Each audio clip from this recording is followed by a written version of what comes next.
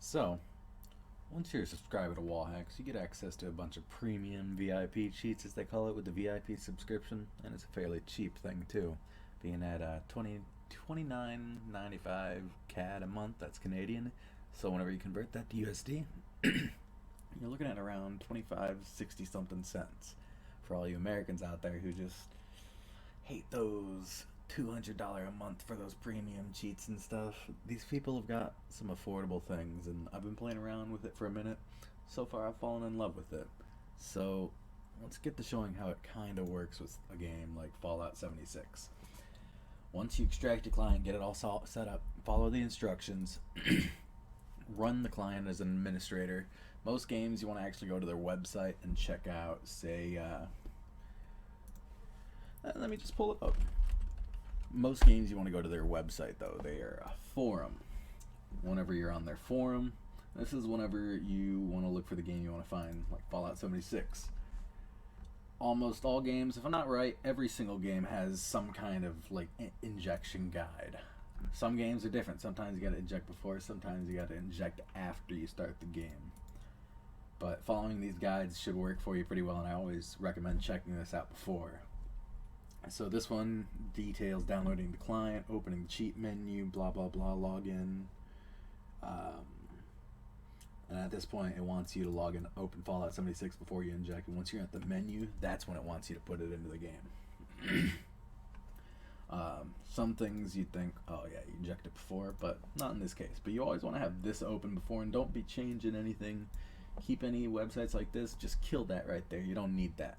While that's there, you killed that, pull this up, select the game you want. In this case, we're going to go Fallout 76. Then we find the game we're going to pull up, start the game first. And as this opens up, give me one moment. There we go, yep. As we're getting into here, this is where it gets interesting. We're going to wait for the sign in. Once I'm at this main menu, this is where I'm free to do my thing as per the guide. And a nice feature you can see is you can hover your mouse over the load button, and for whatever games, it'll tell you recent bans being reported. I always prefer checking the forum because the forum has this intuitive part of the site where you can actually check recent bans and people just post, and the developers recommend us to like post there so people are aware and they can work on it. So as you see, it's all injected. I have a little bit of a custom INI for this thing I've been working on since you can add console commands like exclude list.active equals true. That's set to defaults. But what that does is it allows me to edit ESP items in game. Let's show ya. And everything you see in adventure mode can work in nuclear winter. I'm just not a big supporter of ruining the game of others in Fallout. You know, I got this game's close to my heart, you know? But I still gotta have my own little Todd Howard hacksaws and shit. So, we're gonna run a mission that requires us to hunt down enemies you would normally have issues finding. This reveals a great use of the ESP. Some of you may ask, hey, but I have all these modded guns already because they're just on the market. I found my way, because if you're looking here, you probably looked there too, you know? Why would you want this? Well, what happens when you pair those with this? You end up with some really different kinds of gameplay. I've noticed I've been leveling up an unreal amount of times per day and just powering through things now with just no worry. Alright, so let's explore some of the options here. On the client, you can see 3D radar. 3D radar is your in-game ESP. The main... You see those red lines, the loot and all that stuff? That's what an ESP is. It's like WallHax. That's what it is. Oh, the irony. Well, you can toggle that on and off. There's visibility checks. It'll tell you if you see them. For example, you see how that turns orange? Visibility check is on. That orange means I see him. When I turn it off, though, the orange doesn't show. So if there's orange there, turn it off, no orange. Turn it back on, orange. You can show friends. So say that raider punk in that distance, that is an ally considered to you in the game. but I turned that off because it kind of gets clogged with cows and stuff, and I haven't excluded them from the ESP yet through the console, which is fully possible. Projectiles is where all of your ESP items will be, such as loot. So now that we've stumbled upon a random camp here and I've exterminated everything that's really a threat, I'm going to show you guys the ESP exclusion list for projectiles. You notice, for those of you who run WallHax on other games, my ESP is fairly clean. I didn't download an INI, I created this. So, see that fishing rod? What happens when I don't want to see that? What I do is I go to console. I type exclude list add, and then see fishing rod, fishing rod. It's not even cap sensitive. That's the best part. So you can start cleaning up things around you that you don't want to see. Yes, a 45 round is nice, but are you really going to pick it up every time you see one? Do you really want to see every single 45 round on the ground? That's a single bullet round. You can exclude that too. That way, say for Battle Royale, sadly it is closing, but you could focus it on large containers, medium containers, and small containers.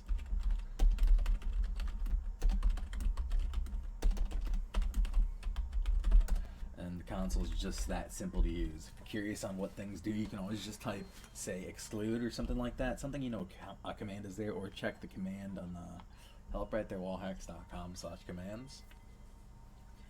Hemlock holes maintenance. A real large benefit of the ESP I found is I've spent a lot of hours playing this game, and a lot of missions become very hard to do because enemies tend to spawn in places that make pathing difficult for them to find the active combat zone. Sometimes a little bit further, or just impossibly further from them where you are. So in this case, we're going to help him defend his place. First off, we've got to find out what it is. Anglers, so now we know what we're looking at. Now we just take the anglers out for him.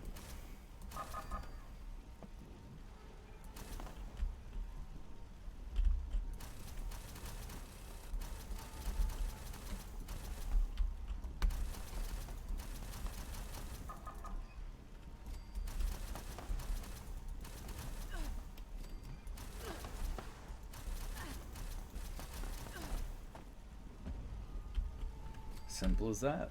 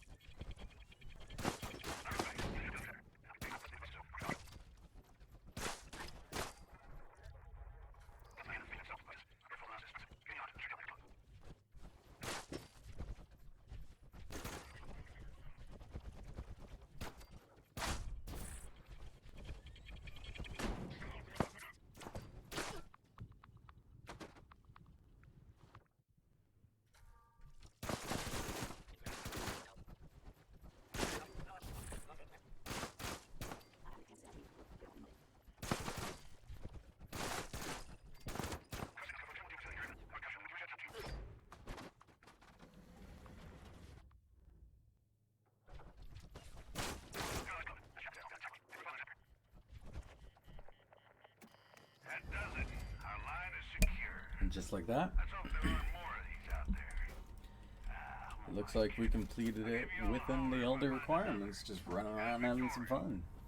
It was also good XP too, as you saw.